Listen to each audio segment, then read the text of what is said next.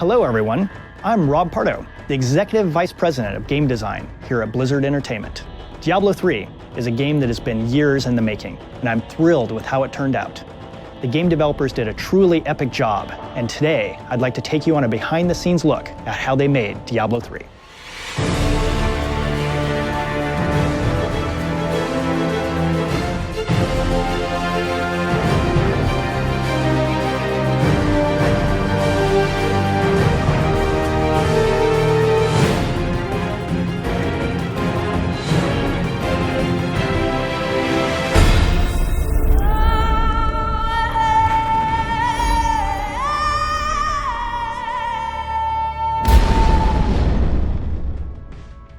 Our first stop is with the cinematics team. Over the years, these filmmakers have brought our characters and worlds to life on a level of detail that is not always possible in the game. I'm excited to say that Diablo 3's cinematics are some of the most amazing ones ever. Here's some insight from the creators themselves into how these films were made.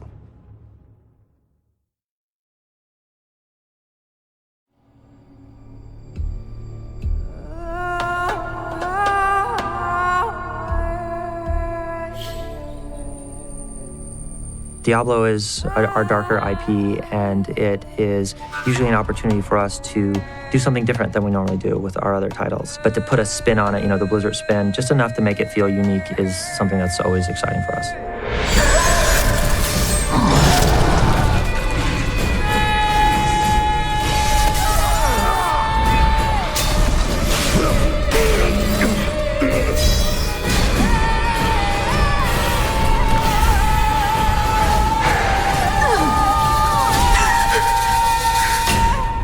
It has begun.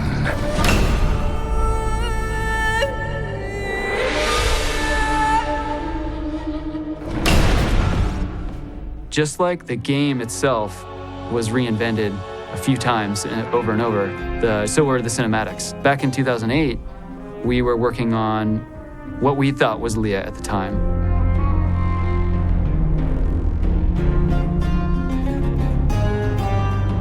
We started with the first intro, and we had a Leah that we animated all the way through. We got it done. And then when we started to release the teaser, it turned out we had some problems with Leah, and they needed to basically rebuild her because we had one shot at the end of the teaser where she needed to do a lot of very subtle stuff. So they remodeled her, and we hammered her out in like a week. So that was Leah number 2 at the end of the teaser. We actually animated an entire different version of the church intro. And we not only did we remake Leah, but we remade that entire cinematic.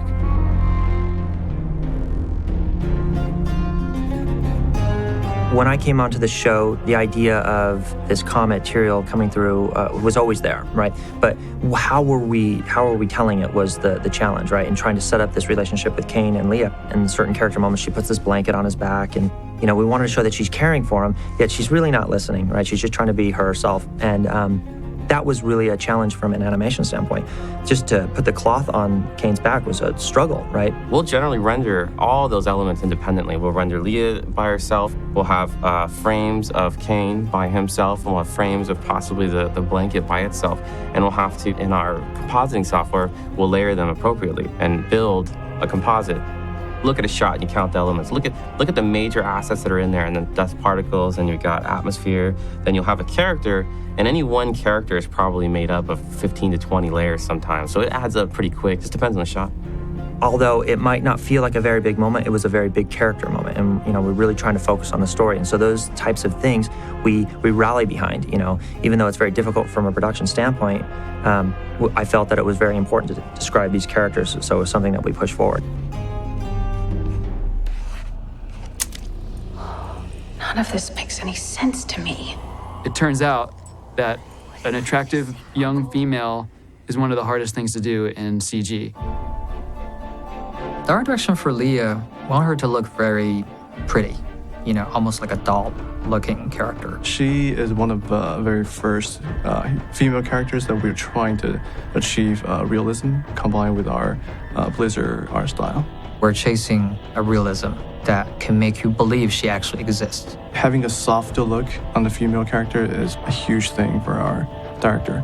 We've had to throw pretty much the kitchen sink at her to get her to look good in all of our shots. We finally found like a method that works pretty well is we place area cards around her to really just wrap the lives around her and give her a really dreamy kind of feel. And then it was something that director looked at it and he was like, wow, this is it. The close-up shots of Leah are the shots that we were able to really push the bar, raise the look considerably, and get really soft lighting and really great-looking subsurface scattering and skin. Getting the subsurface qualities, to how the light bounces around underneath the skin, really controlling how big her pores are and where the colors of blood are under her skin and, in the textures. Her skin quality, I think, is really one of the best things we've ever done here. Not to mention her eyes. The trick in her eyes is making sure that the reflections are there. It's all about the reflections on the eyes and getting the highlights to be just in the right place, make it look interesting no matter what angle you're shooting from or what the lighting scenario is. In past, we've treated the eyes as sort of a singular component. This is very different. The eyes have 10 or more components to them, not to mention the textures associated with those to make them look that realistic. Even when we're looking at each other, you can tell your iris goes slightly in, the pupil comes slightly out from that, and without that kind of fine detail, even in 3D, you notice. I think we put a lot of realism in her eyes, but I also enjoy some of the shots where we see her full body and we see the body mechanics and her facial reactions. Leah was very, very challenging for animation because her model looks realistic. We are always fighting with the uncanny valley. Many people talk about the uncanny valley, where characters that are 3D sort of approach a sort of human-like quality, and instead of feeling like you're attached to that character, you start to feel uncomfortable with that character. You're used to seeing humans every day, right? So when you go to see a CG human that's close but not quite right, and there's something wrong, it just pulls you out of what you're looking at. We don't necessarily want to hit reality exactly. We want to film some reference, but abstract reality and come up with a performance that engages the audience, but doesn't necessarily try to match exact film. Because if we wanted to get perfect reality, we should have just made a short film, probably. I think that Blizzard has started to crawl out the other side of that uncanny valley, where you have a lovable and great persona in Leah that doesn't really bother you from a CG perspective. Her emotions are on her face. She travels through the cinematic and you know exactly what she's feeling, what she's seeing through her eyes. And you don't feel uncomfortable with her. Her character really seems to stand out. You feel attached to her. Prettier than what we had seen before. But when you start thinking about that and what people imagine heaven to be, it's like, it's difficult to deliver on those. We have a concept team in cinematics that creates all the concepts related to the cinematic. These guys will do character design, environment design, effect design, color scripting, just touch upon everything that is design work within cinematics. When we were working on wing development, the first wings that we started were Imperious. We had several examples from the director and art director as to what the wings should look like. He wanted something that people never seen before. It's kind of like the sun flare. It's very aggressive look. When you think of an archangel and you think about him smiting the wicked, it would probably be the most scary thing to behold, beautiful and scary at the same time. We talked a lot about different colors. In the end, I really pushed hard for just this golden god. He obviously doesn't have a face, so we can't identify with him emotionally from his facial expressions, but his wings are his emotional expression. It's like a dog's ears. When he's mad, things kind of get brighter, and when they're alert, they go up. When we finally settled on a concept, we were able to turn that into a 3D element that really sort of sung as it pushes energy from the center of Imperious out to the tips of his wings. Imperious thankfully had some sort of shape already drawn into the wings. They kind of look like eagle wings, so we came up with an idea to model the rig after a real wing. Because it looked like a bird wing, we decided to put a bird structure inside the wings. And we could compress and extend the wing like a bird would. And at the same time, if we decided we wanted to make each independent strip break apart from the bird wing, we could do that too. So we needed a wing with an incredible amount of flexibility. So his wings had a lot more research and development than the Tyrell's wings did. Tyrell's wings is relatively easier because just the nature of the design is not nearly as aggressive. It's a very soft, flowy, peaceful-looking wing. His wings are still essentially a bunch of octopus tentacles, but the difference is we got a little bit more complex with the movement. We drove these procedural sine waves down the wings, radial manner from his back, It's really hard to animate something that's organic, that's seemingly dynamic. So his are always doing this kind of waving motion. And so we have this controller that basically just puts this wave into it. And then the animators can just kind of put in how much they want. During parts where Tyrael is calm, we try to keep an even sine wave type of shape going through it. Whenever the things are getting heated up, we try to increase that sine wave and try to make these patterns a little bit more chaotic. Another layer on top of that is we simulate it with a cloth solver to give it this wavy, lagging feeling. And then once that's done, it goes to effects, and then they put on all the other sparkly stuff and smoke that comes off. Tyrael's wings for the effects department are another big challenge. We've added onto them from the D1 and D2 area. His wings have extended. They've become more like appendages. We also wanted them to have life of their own. And so we've added a whole series of small but subtle effects on top of the wings. Near the tips of the wings, there's actually 5 passes just on the very tips of the wings in order to get them to feel like they're flowing through the environment, almost like a wind blowing on them. And so we needed to spend a long time making sure that there was lots of detail and pushing it into that perspective that we needed.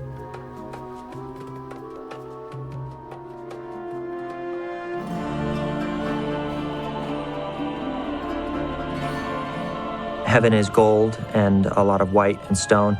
And I mean, it looks like Liberace's palace, right? You know, we really had to be careful with some of this stuff. We wanted people to understand that it's heaven and deliver on some of those expectations, but we also wanted to put our spin on it. And those colors and those palettes, it's just really difficult to work with. With gold or any metal, you have 2 techniques, you have 2 ways of making it look nice. It's basically all about what it's reflecting. Imperius, for example, is full of metal, very reflective. Tons of revision trying to get the correct gold shader for him. It started as a very copper, warm color kind of gold, and it transited into a uber gold, what the director called it. Nick wanted this kind of brush metal look, so we kind of digged into the shader and tried to achieve something like that. So the final version is slightly more desaturated, but it's still very rich in the gold kind of essence. And also, of course, I have to say, about the wings of Imperius. It's a huge light source, which we cannot really, bring into a 3D software or render with that effects together. How do we get the reflection of his wing to come through on the armor? It's very expensive to actually calculate the proper reflections of all of those pieces next to each other.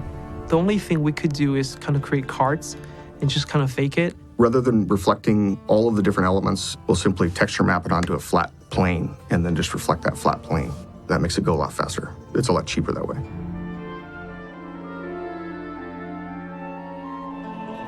Like I said, I really felt that just having this golden god present in this space helped see him as the beautiful side, but his actions and what he does are just completely scary.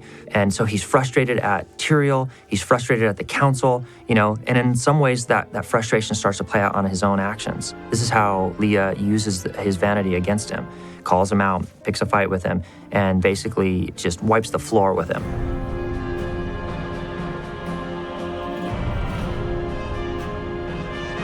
To balance that and get the characters to work, right, and really be able to see what's going on with the wings was just this amazing challenge. The destruction shot at the end of Heaven's Gate is the most complicated destruction shot we've ever attempted at Blizzard Cinematics. We started off with a mere 2,000 very large pieces, and by very large, I mean the smallest piece was probably the size of a Volkswagen Beetle, and then broke that down into many hundreds of thousands of pieces, all individually cut.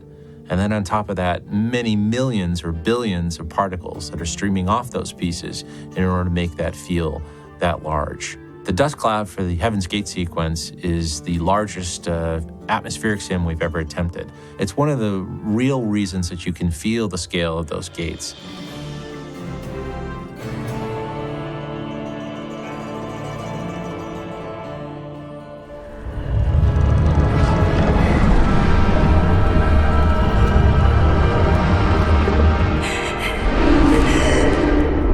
So there was a conceptor on the Diablo team. His name is Vic. He's an amazing artist, has a very twisted vision, and this particular character, Asmodan, was his creation. Asmodan, to me, is the most appealing character because he fits into the world that we created, but he isn't, to me, have to walk that tightrope of a line that we had to with Leah in terms of keeping her real. We just had to keep him believable. the challenge of creating a crab-like character, multiple eyes, a furnace mouth, right, that's going to have talking lines, we had our work cut out for us. The first hurdle was the fact that what was drawn in the storyboards, his proportions were completely opposite what we ended up getting from modeling in the final actual design. He had very interesting proportions and hit a lot of interesting poses that we couldn't quite reach when we actually started modeling the character out. So when we were building this guy, we had to push him quite a bit in order to reach those. The storyboards had long torso, long arms, short little legs, and he was doing certain actions, and then we were supposed to do those same actions with a shorter torso, shorter arms, longer legs character. Some of the moves he had to do, like bending down, punching the floor, which is almost physically impossible. So we have to be able to do that in a convincing way and try our best to cheat sometimes. We basically had to break and fake the rig. We had to break everything. His whole back end comes off the ground that you don't see because he physically can't do what he's actually doing. The only things touching the ground are like the first 3 legs. And so it was our job to actually make him believable moving without breaking him much. So on so many levels, he's not a biped, he's this crab character, right? He's got this crazy mouth, he's got multiple eyes, and he's got a huge speaking part. I was tasked with the challenge of making a character talk who didn't necessarily have lips. We got creative with that. We realized by rotating parts of the jaw that wouldn't normally rotate, we could achieve some of the shapes that you would think would be what the lips could make. Creating mouth shapes that would create certain sounds. It was like trying to animate the predator talking. So we just tried the best we could with what we had. And sometimes with creative limitations, you come up with some great stuff. I defy you. It was a lot of late nights getting him to where we got him, and it's really exciting to see his character come to the screen.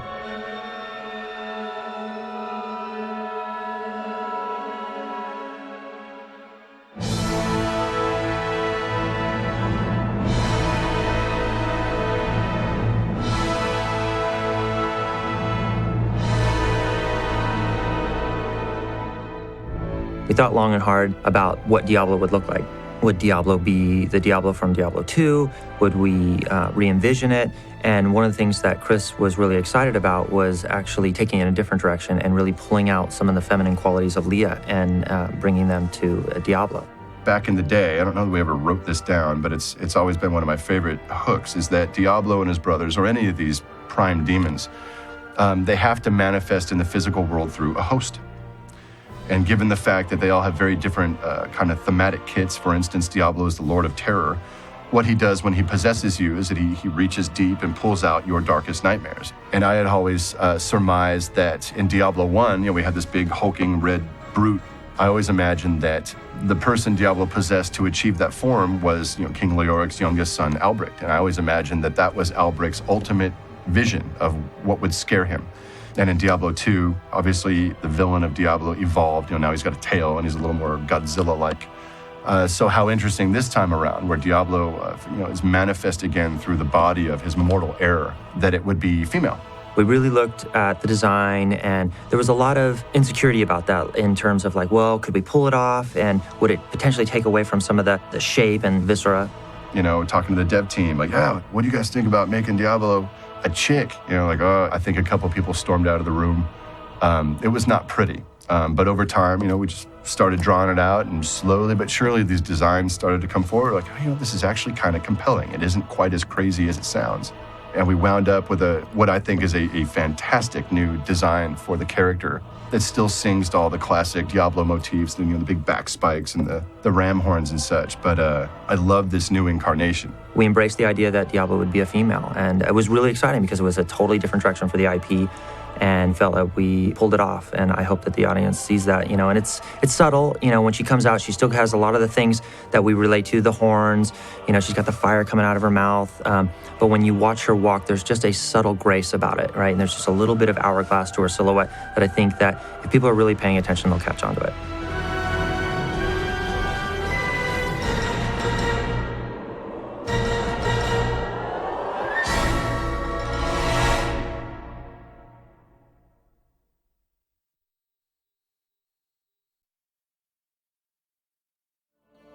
In the Diablo storyline, about 20 years have passed between the current game and its predecessor. This gave designers a rare opportunity to dig out the story of Leah, a brand new character in the franchise. To learn more about her background and the role she plays in Diablo III, let's meet some of the folks who brought her to life.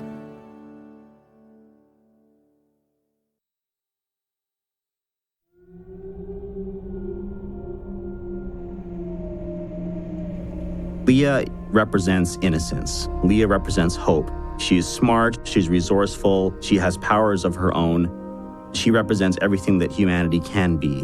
We wanted Leah to be someone that you would imprint on, that you would enjoy coming back and talking to. She's someone you care about.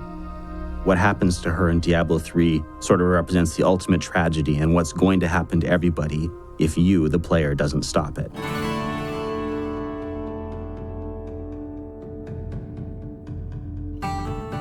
I remember as we were developing the initial beats of Diablo 3, one of the designers had this idea for an NPC. It was this girl that you would meet out in the middle of the woods, and she had this bow and seemed pretty cool, and there was some suggestion that she might have been the daughter of the Wanderer from Diablo 2.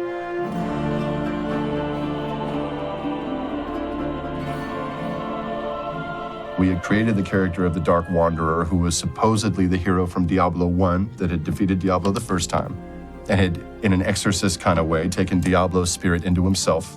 So the subplot of Diablo 2 was that this Wanderer now, with Diablo's spirit within him, would head to the east, always east, to exorcise this demon from his soul. We travel together, east. Always. Into the east.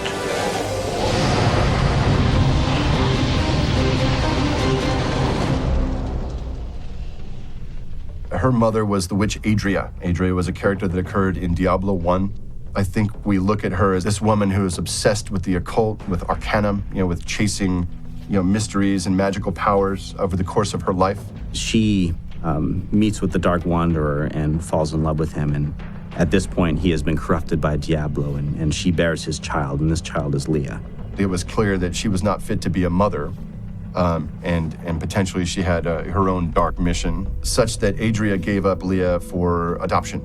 Ultimately, it was Cain, one of the few survivors of the original tragedy of Tristram. Cain recognized that this baby is very special, kept her safe, for the past 20 years. He potentially knows that evil is lurking within her, but because he carries so much guilt from the past games, trying to help people understand that the sky is falling and not really taking action, that he felt that he needed to take her on and raise her the right way. But on the other end, he's like, if this girl, as so much looks sideways, it would be my job to actually take her out.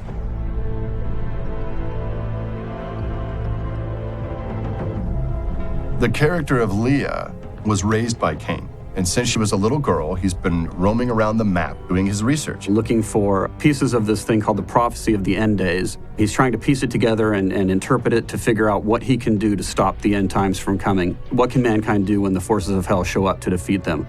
All that while, he's teaching Leah to be his apprentice. He would have been constantly talking to her about these types of things. At the end of days, angels and demons, will fight on the land of man. And this being this little girl and not really having seen these things, this all kind of turns into this, you're just crazy. I love you, but, it's okay. And she doesn't believe because she hasn't lived through the events of Diablo 1 and 2, right? She's never really seen an angel or a demon.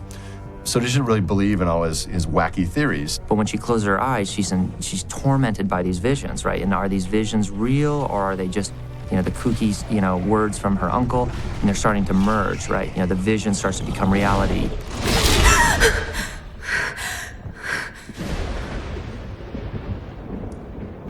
Leah, are you all right, my girl? It was nothing, Uncle.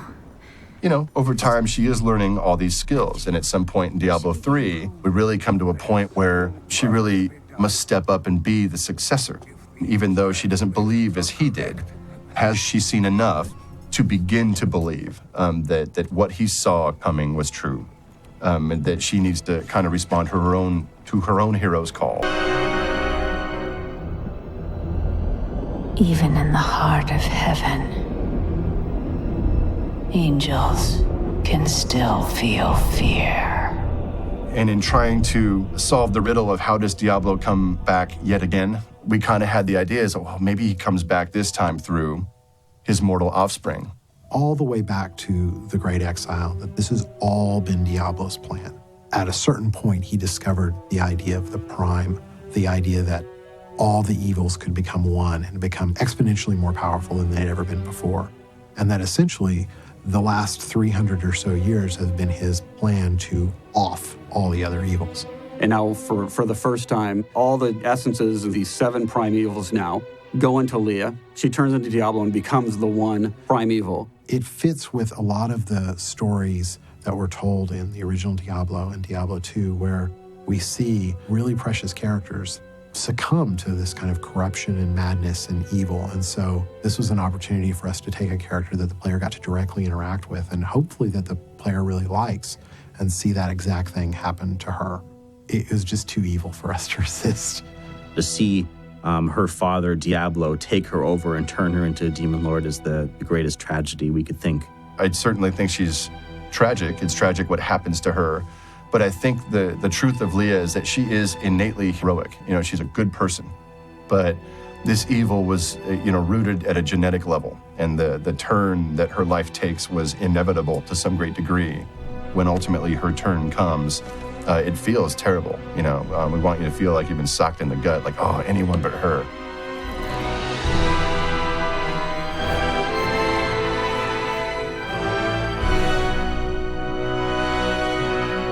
Her spirit's still out there somewhere, right? There's a good girl there that deserves to be saved and brought back from the abyss. So while we don't have any clue yet, what subsequent chapters will be, a couple clues, I would bet that we would chase that down because it feels right from a story level and it feels right from a character level.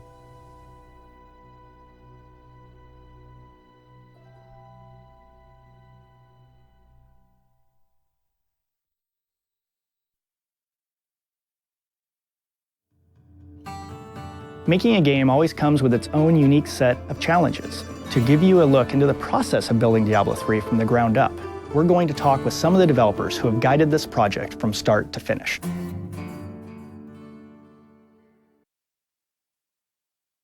The game is put together painstakingly. The basic process generally happens like this. It starts with the, basically breath of an idea. We'll have, the through line of what the story's supposed to be and the main points we have to hit. What we do then is we go back and we brainstorm, we try to come up with, how will this affect the world? What would be a cool world to put this story into? And that's again, a collaborative effort that really goes all across the entire board, where the designers and the artists get together and do that. We try to, whenever we can, break that out of just being a design-driven process. It's better when it's driven by the whole team. Engineering, art, and design are all working together from the beginning. When people have these great ideas, they can kind of come out of nowhere. Every voice matters. We've brought in the most talented people in the world. It'd be ridiculous to not take advantage of all that. We define as little as possible, but enough so that it can be a branching off point. Once we have that sort of solidified, then we usually go into more of a concepting phase. They will tell us what they need to see. We put it on paper, and then we go from there. And they will make it happen.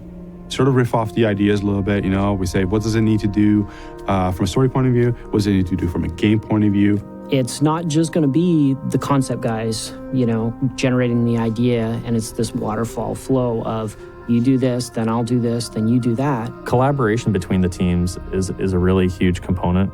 As we progress through and kind of advance our process for how we make the game, we've started to lean on groups called strike teams. We got designers and programmers and artists together in the same room and said, okay, go nuts. At that point, it's very equal. It's design, tech art, programming, throwing concepts out onto the table. Just like we feed off each other. It's a great relationship. And all that stuff kind of has come together pretty well because of that little group that is able to sort of like move and do whatever that they need to do. Whereas before, you'd have to pass something off. Design would create a design, and then an exterior artist would create that, and then on to an animator or someone else for effects. They all came together as one unit in this little strike team to create what you see in the game. And when that team feels that they have something good, they put it back in front of the team as a whole, and they get more feedback. After that, it's a matter of just executing, and then it's just back and forth. We make some graphics. We then code up the skills. We send it back to design. They play it a little bit. We have some comments. Oh, maybe this didn't work. Maybe this did. we tweak it a little, and it's just iteration from there. Through a lot of those sort of iterations, we get oftentimes to the point where we feel like, you know what, this is really doing the best service to the game itself. Like, this is the stuff that really works the best for it. We refine through playing. We refine through putting our hands into the game, playing around with it, and seeing how it feels. Even when we iterate, we bring in different departments, we do play tests, and people give feedback, and it's sort of like, all right, this works, this doesn't work. We want to have that collaboration where it's like, oh, you had a great idea for that. Well, what if we do this? And you plus it. Everybody pluses it, and ultimately, you end up in a far better spot. It's a very iterative back and forth process. It's time consuming, but it gives us very high quality results, which is what we're looking for. That's all the nuts and bolts that goes on behind the scenes to really make the game run.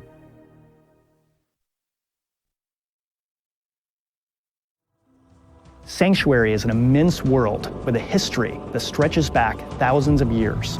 As you can imagine, giving this entire realm new life in Diablo III was a monumental task for the game's developers.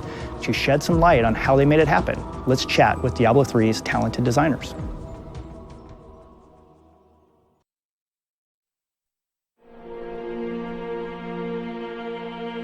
Storytelling was a really interesting challenge for us. We set out from the beginning to say that we wanted to do more story. We wanted to have a stronger RPG element to the action RPG genre. And what we found was that the just general tone of the game didn't lend itself to that well. Diablo III as an action game is a very, very fast-paced one. The player's natural instinct is to click on anything that moves or anything that doesn't move, anything at all, until it either explodes in blood or treasure.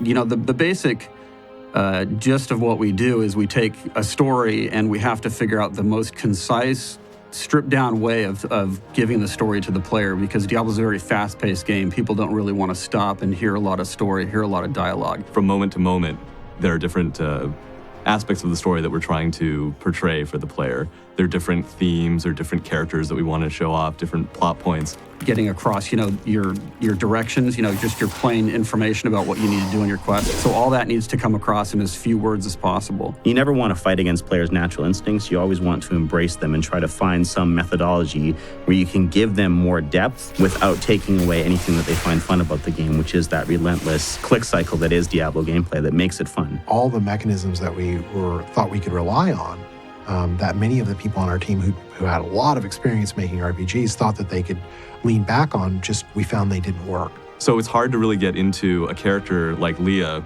using traditional methods, which is like having conversations with her, reading about her. And so what we've really tried to do then is use kind of action storytelling techniques. Like conversations on the go, where people will talk to you and will explain things, but they'll do it as you walk through the world. You will chat with your friends, your followers, and quest givers as you go. And doing that has allowed people to experience the story without slowing down their natural instincts. Magda knows where the next piece is. You must go and help our friend retrieve the sword piece.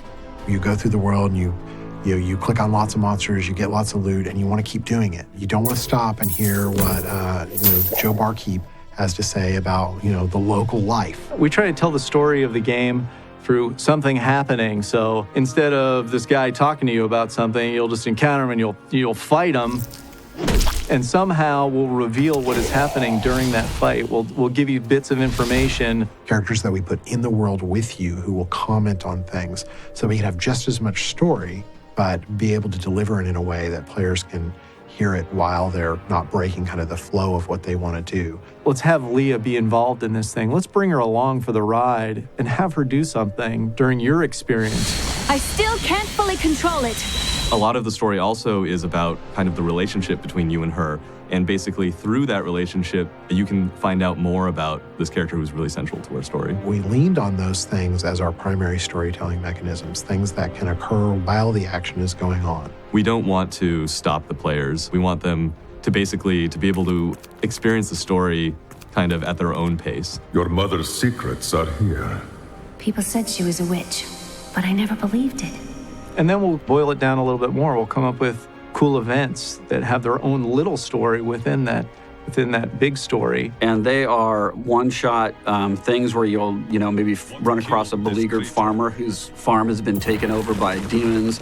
and he wants you to clear out his farm. People you run into in the wild that just have, something to say to you or something to sell to you. We put all that kind of stuff in, or interesting monsters that may have their own little story. I will savor, tearing the flesh from your bones.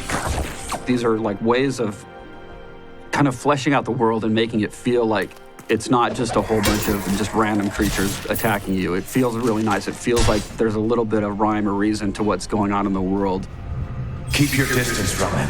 This burden is mine to bear. And then we still lean on things that you'd see in a normal role-playing game. There's lots of characters to talk to in town. Extra conversations with NPCs to get more information about what's going on in the world. Or just the area itself that you go into will tell a story. We can support that a lot with the art, to where we're not telling a story, you're kind of surrounded by it in the environment. We try to support story with art constantly. You just run into an area, you see a bunch of bodies strewn around, there's a bunch of damage. Obviously something took place here.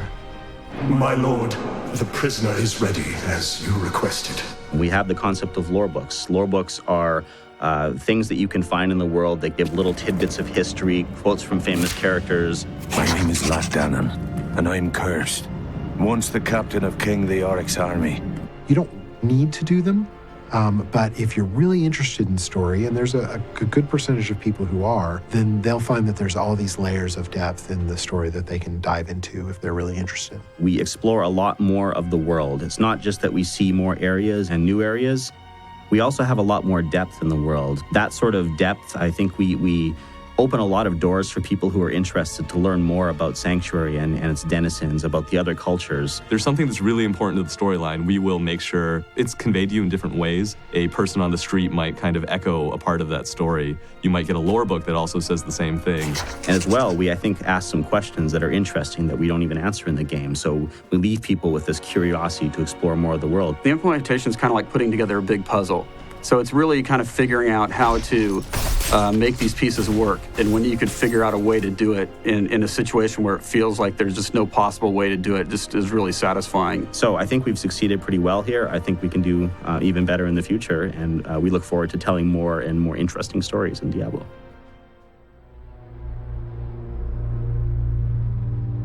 What we tried to provide in D3 was like that awesome random experience, the ultimate replayability. This thing, you can go on and on forever. And how we did that was, for the dungeons, they're essentially like you had in D2. There's tons of random rolls of these things. We created lots and lots of rooms and encounters and things for you to play through. And these things will roll randomly. Every time you play, you're going to get a different dungeon experience no matter where you go. Building dungeons in D3 has got to be one of the most challenging things. You have to make the dungeon out of pieces. It's almost like constructing it out of smaller components. Every room has got to be able to seamlessly connect to another room. Not only that, but you've got to be able to make something that's very cool looking, very interesting looking, but also something that's not too unique. It's been very challenging to put in little set pieces like in dungeons if we're going to have dungeon stuff happen, or really minor things happen in dungeons because of the randomness of it. And within that, we might have a little story element. But because it's random, we can't have that story element connected to any other thing in the game. We figured out how to make little self-contained little story events, as we call them. The environments themselves, the exterior zones, are all handmade. Whenever we're building an environment, we need to know the basic goal, of what the player is going to do there. Rather than having them be randomized like they were in Diablo 2, we've made the outside of the area is all handmade so that we can have choke points and points of interest and areas for little scenes to play out, or ways to tie the area art into the storytelling so that we can make it as much of a character as any characters you actually meet in the game. What we tried to do was create a world that you felt like this was a real place, and you're visiting Sanctuary. When you're running around, this is like, I understand where I am and what I'm doing. Likewise, we've increased the amount of randomness in it so that we can still have that real Diablo feel by having large portions of the interior of those zones completely switch out. We set aside spots in the zone that can be random, usually saving big events or some story plots for those areas. So wherever you go, even though it's the same edges, all the stuff that happens in the middle is all random. You could play this thing like, hundreds, thousands of times, and you're always going to get a different cool experience. There's so much randomness everywhere in the game. I think it takes that like D2 experience and, multiplies it.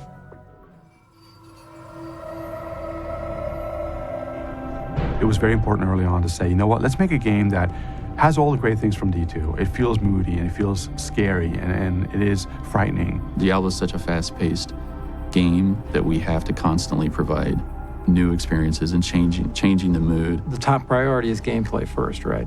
But one of the great things about working here at Blizzard, and I think especially, is the creative freedom that you have as an artist and our team has. One of our early goals was to make sure that we created an inviting world, and in a lot of ways I'm very, very happy with what we've come out with. I think we've struck a very nice balance between trying to find a way where the game is beautiful, it looks great, and yet it is still very moody. Wherever we can, we try to make sure that there are ups and downs in the lighting and the mood. The idea is to create sort of a roller coaster ride. And one of the ways that we could do that was by varying the color. When you add a lot of color, you can really evoke a lot of mood, but it also changes the pace so that you're not always in the same thing all the time, and it keeps it interesting. But it does change within the game itself, meaning there's areas where we take it down a little bit, there's areas where we pop it up a little bit again. When I first started working on the project, we tried to go for dark in the sense that we make everything very gritty and dirty. There's oftentimes a misconception where people feel like, well, if you want a moody game, you just, you desaturate, you make it more gray or more brown. We don't have to be colorful everywhere. We can control the color. We can still have dark areas, but we can make use of the color to create mood and feeling. So if you walk into a certain dungeon and it's very red, you're automatically going to feel like, hey, this has a sinister feeling to it. And our hope is that when you play the game, that you will fall in love with it. You will fall in love with not just the game itself, the look, the feel, and then ultimately how it made you feel.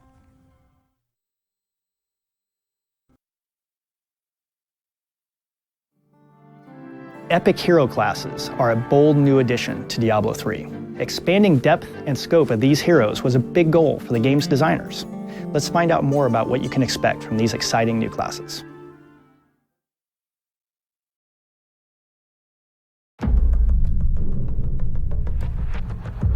I really am happy with the classes and how they turned out. I feel really proud of the diversity of characters that we got. The way we come about our classes, it depends on the class itself. We wanted 5 different classes that complemented each other well. So we never said every class has to be a new class or every class has to be a returning class. We literally looked at them class by class and made a decision. And the characters we created for this game really allowed us to look at different areas in the game geographically to give us a wider range of stories and backstories to tell, different things about the world. The general feeling of each of the characters, we've really tried to push them apart, make each one really, really unique. And so we put a lot of emphasis on just the visual read of each of the characters. You don't just worry about it being really cool in and of itself, which it has to be, but you're also trying to make sure that it fulfills a certain fantasy for the player where they can say, that's the class I want to be. But then you also have to consider what the previous classes were. How does this really stand apart from everything else? We brought a couple classes back. We've taken new twists on sort of old classes as well. We felt in a lot of instances that, using the Necromancer as an example, we didn't feel there was anything we could bring to the Necromancer that we hadn't done great in Diablo 2. And that was, if we had one dictate, that would be it. It was that we didn't want to bring anyone back verbatim. If we were going to bring them back, we had to introduce new mechanics or somehow vastly improve the character.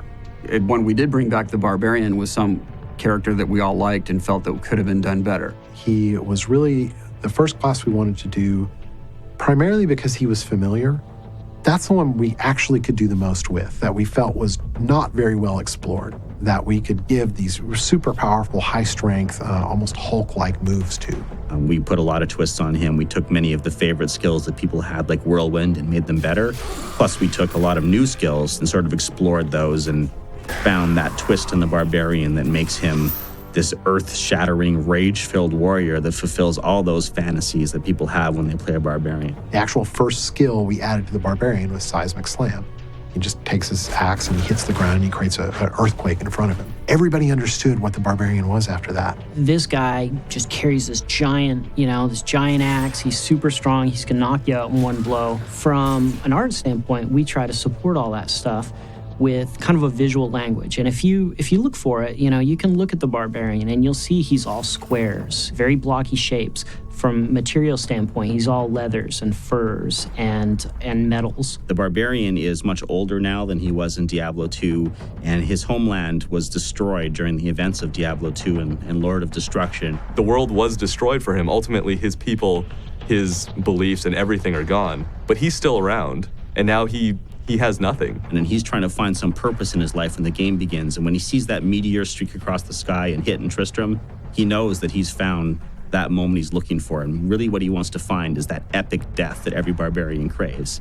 A foe worthy of my blade. Our second class that we did was the wizard. You dare to bring the warmth of life into my tomb? The world of Sanctuary has lots of different types of magic users in it. While the sorcerers and necromancers are very well known, the wizards of Chaldeum are probably equally powerful. And the wizard was one where we said, well, we know we need the glass cannon, mage type character. But what we didn't want to do was make an elementalist. We didn't want to make somebody who just did fire, lightning, and cold. That seemed very limiting. You can tell that we took some of the classic sorcerer spells, things that we felt were just the best part of playing a magical class in Diablo, and we preserve those. Teleport is a big one. She's also about time manipulation, and she's also about arcane magic. We liked this idea of like old school role-playing game character, or the idea of just a pure wizard, somebody who can conjure things out of thin air. I think the fantasy is to be a glass cannon. And that's a difficult fantasy to deliver on because players want to feel like a glass cannon where I can do lots of damage, but I can't take much damage, but I have a lot of tools to avoid damage. I think people saw the wizard and went, well, that's just the sorceress. But when they actually see all the abilities that we've put on her, they're going to find that she's a lot different than the sorceress. Likewise with the witch doctor, for example, we wanted to have a pet class like the necromancer was in Diablo 2, but we wanted to have some major twists on it. So both the sort of the witch doctory shamanistic background, the little undead twists by the fact that, he's bringing all these sort of voodoo animals back to life to make them fight for him and so on. That was a really cool twist that we had to a pet class. Witch doctor's cool. We were really attracted to the idea of the witch doctor because it was an archetype we hadn't seen. He really took on a life of his own. Once we threw out the name witch doctor, that one really invoked a lot of imagery in people's minds. Conjures up all these great ideas of, maybe it's a little bit African influence, maybe it's a little bit South American influence. And just one by one, we started translating every aesthetic vibe into a skill. I remember the first time I even saw the concepts for Zombie Wall, it was just like, okay, all the other classes suck now. We have to go and redo them because the witch doctor's so good. We even went further and was like, what if it was a tower of zombies? Like zombies climb on top of each other and then, fall down on top of you. I think that it's very compelling and interesting and different, but still fills that same niche that players really want in an action-packed role-playing game like this. So that gets us into kind of our choice of the monk.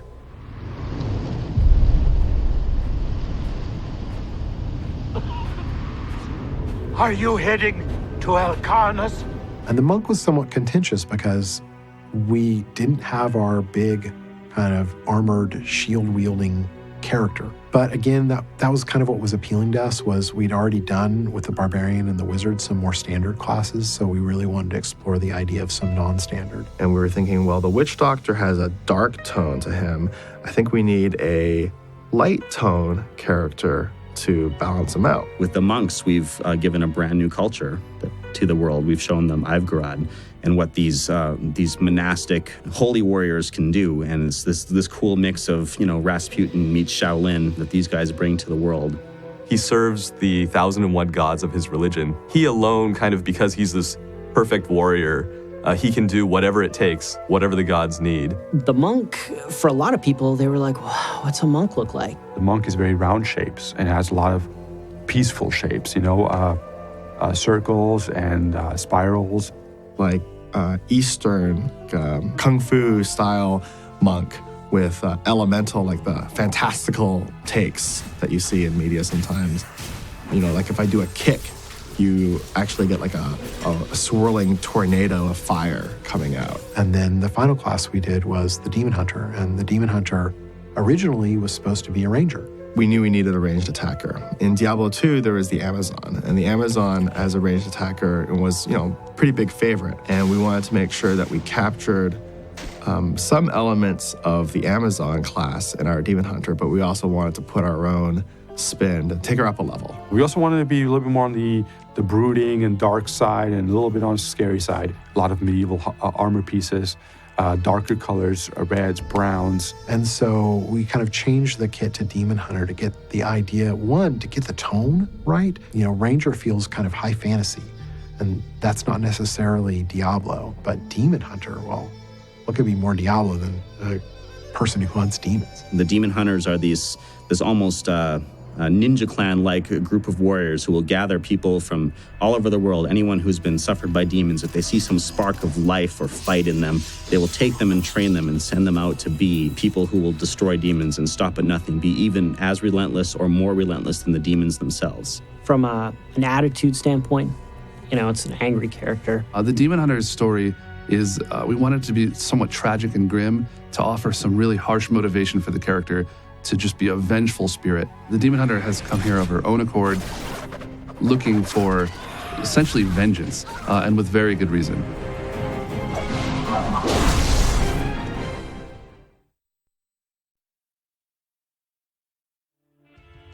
To stand shoulder to shoulder with Diablo III's heroes, the game designer set out to create some of the most legendary enemies and allies in the franchise's history. Here's a glimpse at how this cast of monsters and secondary characters was created.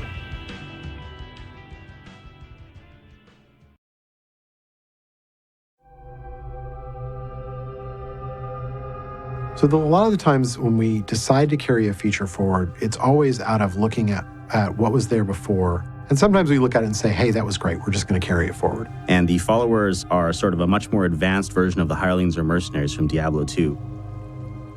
One of the things we wanted to do to really set them apart from hirelings was give them personalities. They're not just cookie-cutter hirelings anymore. And now they're literally characters who are inspired by you or who feel that there's something to gain by being with you, so they have a lot more depth than just a hired hand. There's a lot of work this has gone into making them part of the story, giving them context within the world. They're more real NPCs, I guess, in Diablo 3. And I think you get attached to them in ways that you never really could in Diablo 2. Take heed, traveler. Cultists guard these desert roads, and they will slay any who pass. They are welcome to try. I have come here to kill them. Then you must not go alone. I shall accompany you. Basically, they're another tool that we have to bring story into the game. They have their own feelings about the world and feelings about you. They're different from one another. We have 3 different followers. Each of them offers you something different. We have Cormac, the Templar. He's a member of an order who wants to stop the demons from invading the world. We have Lyndon, the scoundrel, this underhanded, crossbow-wielding guy. He is a shameless ladies' man. He'll be flirting with everybody, from the female characters to Leah to townswomen. And lastly, we have the Enchantress. She's a mysterious character who speaks of this enigmatic prophet and her sisters. Followers are yet another way that you can sort of customize things in the game. So you can choose different skills for your follower to help you out. They're there to help you diversify your build at a time when your character is simplest. The followers are great at sort of being an adjunct to the build of the player character's class. So whatever skills you take, however you choose to play, you can find some variation of a follower that'll help you with that. The Scoundrel, for example, a ranged character, good if you want magic find bonuses And also, if you're a barbarian, you might want someone shooting arrows over your shoulder to help you out. That doesn't mean you shouldn't take the Templar. The Templar can be spec'd to heal you. You know, he can come up there and melee, but he can also increase your resistances and give you other buffs like that. So they're kind of a diet party member, which is cool, but you can customize them. So you can tune them up to help augment your playstyle, like another set of skills. They can all be respec'd easily and cheaply, so you can format these people into any form you want. What I like the best about them is that they give color commentary to the world. They make the world feel more alive. We've always wanted to give them more life in Diablo 3, make them part of the story. The Chancellor kept it safe for many years, and never left. I think the most important thing that tech-wise that we've done for the followers is a bunch of systems to have them have conversations with you, like when, during downtime or when you're walking to a quest, or even when you're in town, they talk to each other. They have a lot of things to say about what the world is, what's going on in the world, what the world is like to them. So they have each have a unique viewpoint. When virtue tarries, evil smiles. And I think that some people will take them just for their personalities alone. It may not matter so much what their powers are. They just may enjoy spending time with the scoundrel and hearing his snide, smart-ass comments to pretty much everyone you meet. You shouldn't waste time chasing women. Waste? Time is scarcely better spent. You're talking back and forth with the follower. They're telling you a little bit of history about the area. If there's danger, they're going to tell you. If things are a little bit comedic, they'll throw in a one-liner. And it just makes the world more colorful. How did you know about the ambush? I am an enchantress. The ways of magic and illusion are familiar to me. We can have this relationship grow between the player and the follower. So over the course of your adventures with them, they'll reveal aspects of their character, they will reveal secrets about themselves, and also they'll become your most stalwart allies. When we place monsters, we like to think about what kinds of skills we've given the player. Ultimately, Diablo is about finding new and interesting ways to beat the candy out of monsters. Because it feels so good to slay huge groups of monsters and get fantastic rewards as a result of that. So that's where we hit on these ideas of building monsters in a specific way so that we could behead them, so that we could dismember them, or they could have their skin ripped off and their guts spilled out on the floor. And that was the thing that we were charged with early on, was make this game more visceral than Diablo 2. The goal of a monster is to make them different than every other monster. Someone once told me, does that character look cool enough that you want a sculpture of that sitting on your desk? Okay, if so, you're probably on the right track. I feel like we've got an enormous amount of depth and variety in visual look, in play styles, in mechanics, and I think that the mechanics that we designed on both sides interlock well. It's an engineering challenge to try to make all the monsters subtly different from one another and really interesting for the player. So based on each skill set for each class, that presents us with a lot of different strengths and weaknesses. We have to think about what kind of person is going to be rolling into this group of monsters? What skills are they going to have? What equipment are they going to have? We try to make them as flexible as possible, but when you see a group of monsters, you should have an idea of what you're going to do. Part of the look of the whole overall package of the monster is the way that they act. I think with a game that's concentrated on second-to-second combat, I think that's where you kind of get your gain in the AI, is the subtle distinctions of the combat. There's been some interesting stuff with the creatures and the size of them. It was a combination of what did we like about Diablo? Of course, we love the Fallen, and you got to have skeletons. But then what's going to be new and have new kinds of impact? With that, we wanted to focus on some things that we hadn't done. And in a lot of cases, those were large, crazy creatures. I think one of the more interesting ones was this character. It's the brick house. He's this big dude who kind of summons in the middle of combat. Like the first place that you see this guy is the keep. And the keep has like these doors that are these little tiny doors. Hey, I'm going to run back through that door. That guy's not coming after me. The door's like this big. And then he just like runs up to the door and boom, he just blows the whole doorway out. And then he just keeps going right on through and he comes after you. That was one of those things that I think was really neat, was getting the characters and the monsters to interact with each other more than to feel separate. These monsters show up on screen and they're only alive for maybe 10 seconds before you've killed them. But in those 10 seconds, they have to exhibit some sort of interesting behavior that makes you want to come back and fight more and more and more of them.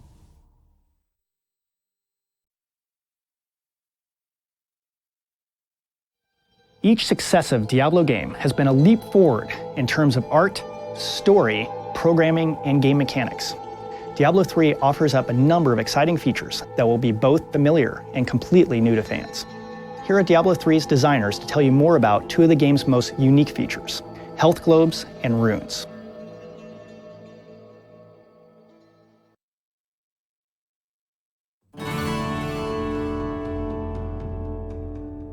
One of the challenges that the designers were faced with was making the rune system, which is an incredibly complicated system. Skill runes change what your skills do. They like add bonuses to your skills, and they kind of change some of the focus. It's a really tough choice sometimes looking at what different runes do to your skills. The runes were actually an idea we came up with a few years ago, that we were like, how can we inject more customizability into these powers? We'd originally talked about ways in which the runes could be simple so that they could just give you small bonuses to stats. Initially, we pitched the idea, well, maybe I'd find a rune that increases the damage of all my skills by 10%. And someone said, okay, well, what happens when I put that in teleport?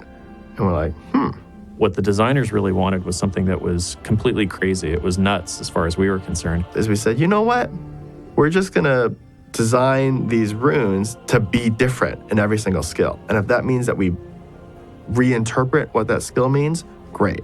And that sort of open-endedness is a really big engineering challenge. But once we started playing around with it and seeing how cool it was to actually totally change the functionality of a spell just by putting this thing in there, that thing really took off and became a larger focus of the game. One of the things that we did was we wrote our own scripting language and gave it back to the designers so that they could do the freeform scripting that they needed to. And it just resulted in a bunch of really cool different powers. What I didn't realize is how much work we were signing ourselves up for at the time. And what was initially I thought was going to be like a 2 to 3 month feature wound up being probably a 2-year endeavor. Just really fun. It's just another way of customizing your character. You know, the way I play my Demon Hunter is different than the way you played your Demon Hunter. And not only do I have skills to choose from, I have the runes to put into those rune slots, which are going to change my skills even more.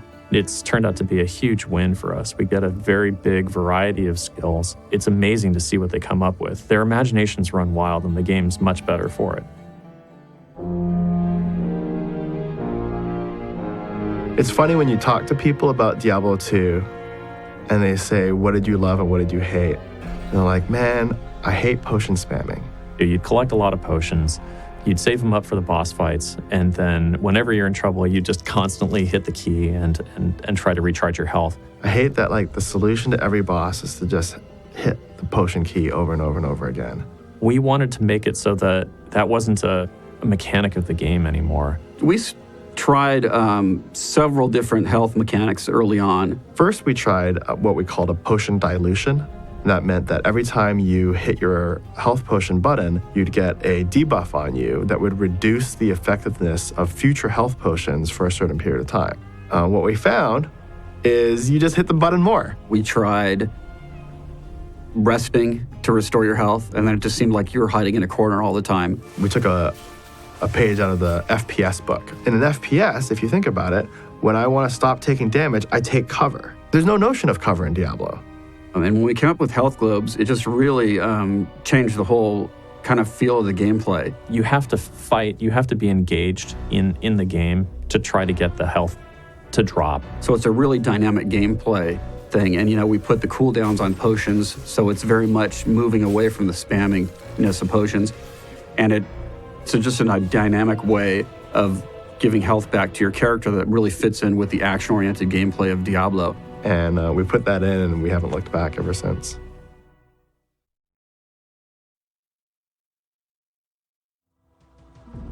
From voice acting to music, the sound team is responsible for crafting Diablo III's audio.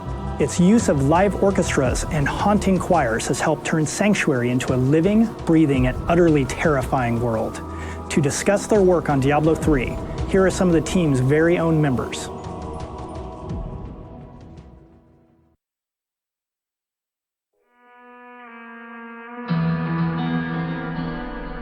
When you go into a Diablo game, you need to feel it, and the sound is a huge part of how you perceive the game.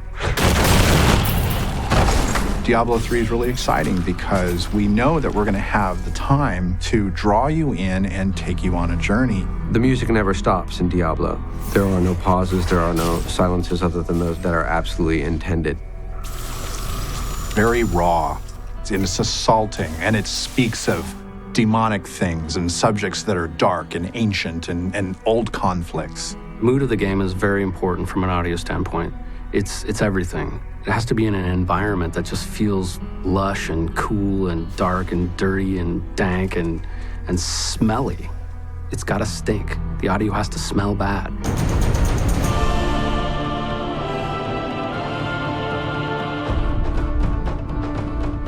We have an incredible staff of composers, including Glenn Stafford, Derek Duke, Russell Brower, and I'm doing a bit of it myself. A composer is like a writer, like any other storyteller here at Blizzard. We create worlds and we add immersion to the experience of playing the game.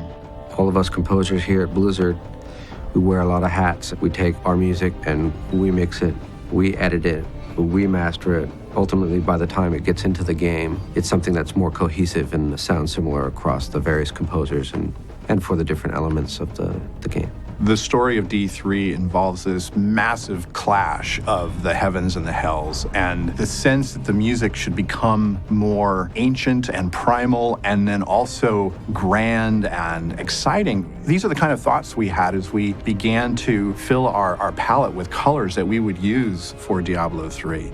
At the core of it is still the original melody ideas and timbres from Diablo 1. The challenges for the really hardcore fans, for us, there's already a very established mood and tone as far as the music goes. Musically, Diablo 1, 2, and the expansion for Diablo 2 were all iconic and very original, and that's a tough thing to do in any art form. I don't know that any one of us would have played a 12-string guitar through a digital delay and had that be the opening moments of this world. But that's what composer Matt Ullman did, and it worked really well. Sonically, it was interesting. It wasn't narrative. It was almost like a stream of consciousness, very much like you weren't necessarily aware of where it was going to go next, or what was the next sort of musical element that was going to suddenly pop in. The music for the original Diablo was so iconic that when we set about to announce our development of Diablo III, we were able to use that musical signature as the very first inkling to our worldwide audience as to what we were making. The lights went down to black on the stage in Paris, France. The lights came up red. That revealed a guitarist standing there alone, holding a 12-string guitar, and he played the opening chords of Diablo. And in that moment, everyone knew exactly what we were up to. The world premiere of Blizzard's newest game.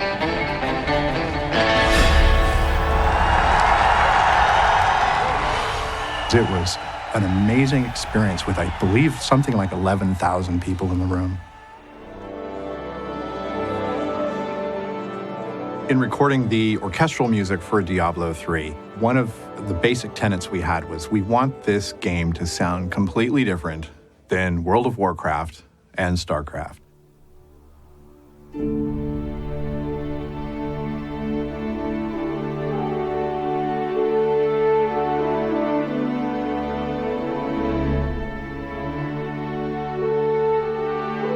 What else could we do to make Diablo sound unique?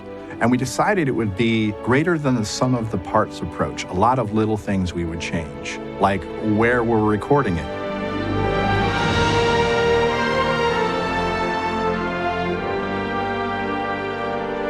What we're doing with Diablo is we're recording in an old-fashioned concert hall. This is a hall that was designed for live performance and not for studio recording. So it's a vast space. There's a lot of volume of air. It's our responsibility as musicians to move as much as possible to make this sound, epic and bold.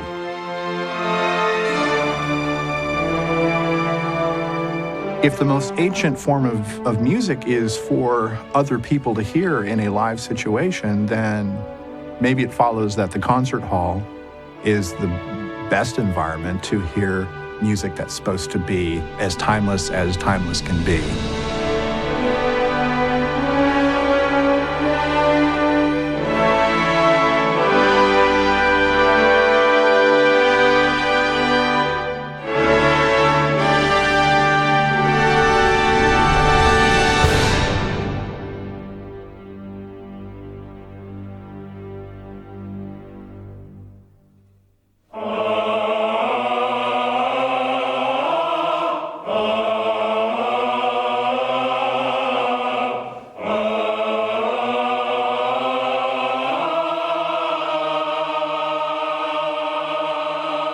Another change we made is that we recorded the choir in Europe for the simple reason of having singers that spoke with different accents and sing with different accents.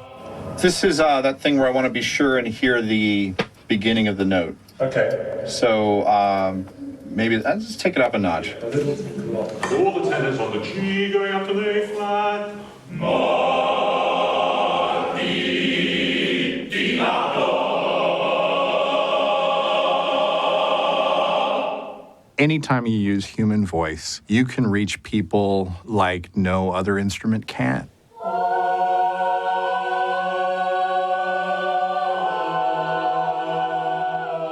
It's direct, it's to the point, it's the clearest form of storytelling. It's like direct injection into the nervous system. And then when you put 2, 3, 4, 90 voices into a space and you record them, you're drawing analogies with the world of Sanctuary and whole cultures. It's subtle, but it's a microcosm of the story itself. You can describe that in 20 or 30 words, but a musical phrase performed just the right way can completely convey that in just a few notes and a few seconds. It literally can give you chills, and that's the wonderful power of music.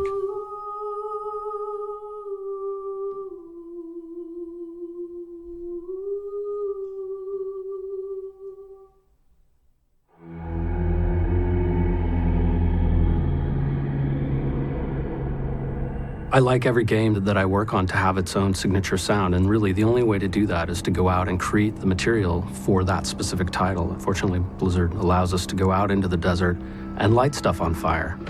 Safety first. Do not try this at home. All right, what are we setting up for here, guys? A little miniature bomb, if you will.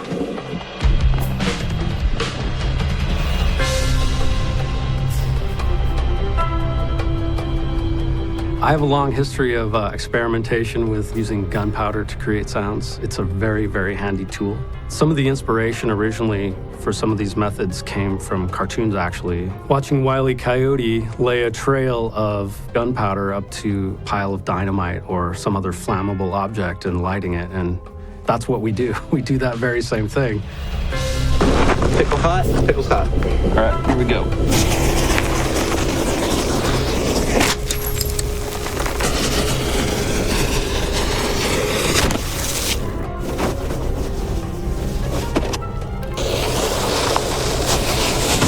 Heroes like fire, so do the people who work on the heroes. Make sounds for them.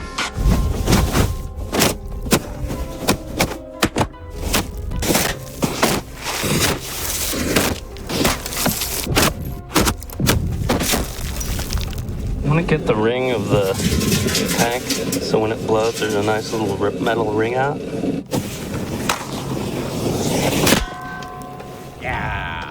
That's an interesting method that we've used over the years, and I'm still perfecting it, and occasionally it goes wrong and doesn't work out. But we're always rolling tape when it does happen, so something cool usually gets taken home. Are you okay, dude? I'm fine. Let's go get some beer. I've never actually completely blown myself up, because I am here, as you can see. I think we'd try something different on the next one, yes. Fire is just incredibly useful for skill sounds. Wizard and Witch Doctor classes have a lot of projectiles that have fire. So you need the cast, the projectile traveling through the air, and then the impact, and then the residual flames and fire that it causes with the area of effect. So we need a lot of fire sounds to have enough material to work with to make all those sounds that we need for the game. There was a big giant pile of trees and debris that we got some friends to collect for us for about a year, and it was about 30 feet in diameter, and we lit the whole thing on fire. Fire will ensue. Yes, after that. And we will record it.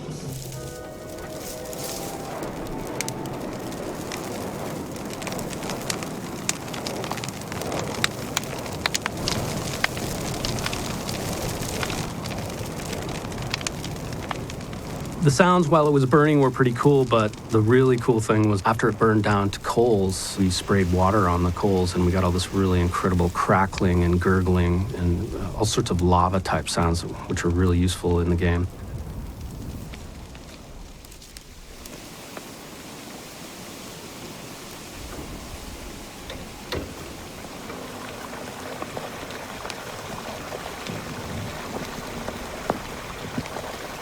And that was a fun day. That stuff was really, really incredible. That's good. Grazie. Not just any angel.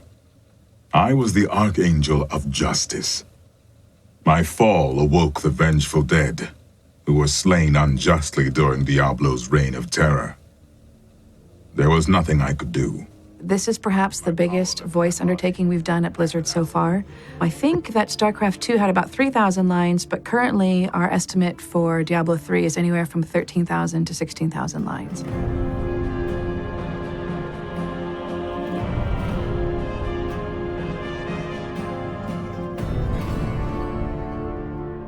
The easy part is identifying the voice. The hardest, more challenging part is identifying who the character is. Because for us, once we're in the recording studio, they do come to life and they are very real. This is about as exciting as the time Uncle Deckard and I spent the summer in Bramwell. You're not very good at lifting the spirits of others, are you? Does the soul stone shatter? Do the demon lords break free? Diablo's essence was finally trapped in a soul stone and banished to the unfathomable abyss. He has led the angels of the high heavens to victory against the forces of hell countless times. Casting is probably 90% of the equation. As much as people might want to rush through it and just find their voice and get in the booth, the more time you spend brainstorming with the team to start with, to really hash out exactly what they want, to really dive into the kind of ethos of the character, the more time you spend doing that, and then the more time you spend looking under every stone, listening to hundreds of auditions, that really helps you solidify who your character is and what you want. It is nothing compared to the Grand Maesters. It is named Akanesh, the Herald of Righteousness. A sharper blade was never forged. Yeah, I mean, with a lot of prompting from dear Andrea, our casting producer. She heard a voice that she liked, and I just sort of went to town on it. And, with a bit of coaxing, it got more and more badass. Preparing for Leah in large part was through interaction with the writers and our directors. For me, it always comes out of what's the story and what's the world of the story. That's the beautiful thing about games is every world is different, and this world is very unique. When I actually got cast as the wizard, it was quite exciting. I was like, ooh, I know that. I need more mana. So it just seemed like a natural fit. They said, cocky wizard guy? Sure, I'll play that. Sounds good to me. How is the Enchantress different from other roles that I play? Well, the other roles that I play are usually really down here. And I really think that voiceover is like kids playing in a room together, because suddenly you're just there, you're having fun, you're letting your imaginations go, so nothing has to match anything. And I think what I love most about voiceover is suddenly after all this work, all this talk, after all this searching for this actor, this voice, right in front of your eyes, boom, all of it comes together. Tell me, what will we do once we have trapped Belial and Osmodan in the Soul Stone? Don't worry. I will make sure no harm befalls your children. He was never one to lead an army. Always in the shadows, much like his mentor, Mephisto. You don't see that actor anymore. When you get it right, you really are tapping into something bigger, whereby you are channeling your male demon hunter, for example, and it's pretty exciting. That is not a demon's way. They prefer to torture, to taste their victims' terror. Poison is far too civilized for them. What's difficult with this game is that there are so many lines that we have to get through, and there are a lot of names to learn and pronunciations. You two search for Belial while I hunt Magda. Belial, Asmodan, Juriel, and Andariel, and the prime evils, Mephisto, Baal, and Diablo. Mephisto? Mephisto? Mephisto. Say it. Mephisto. Mephist. Oh. Don't forget you're part of the deal, cool. Give us the Soul Stone! Creature sounds for me are one of the funnest things we get to do. I always tell people it's pretty amazing when you get to bring a grown man in and just play. I see the motion here. So when you have amazing monster actors like the ones we used for Diablo, the things they can do with their mouth and their vocal cords are phenomenal.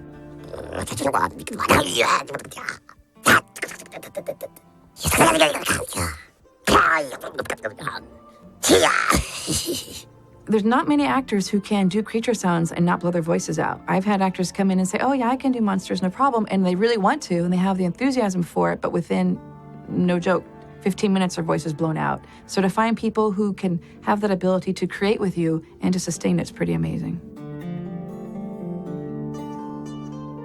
I think having worked on World of Warcraft and StarCraft and now Diablo III, we are really upping the bar, not only with the amount of dialogue, but the amount of storyline we're able to tell and the amount of context for our characters. I mean, none of our characters in any game I've worked in so far have these many lines. So with that, you do get to create a more well-rounded character. You do get to create more in-depth emotional responses, and you get to take your character to places that we don't usually get to do in our other games.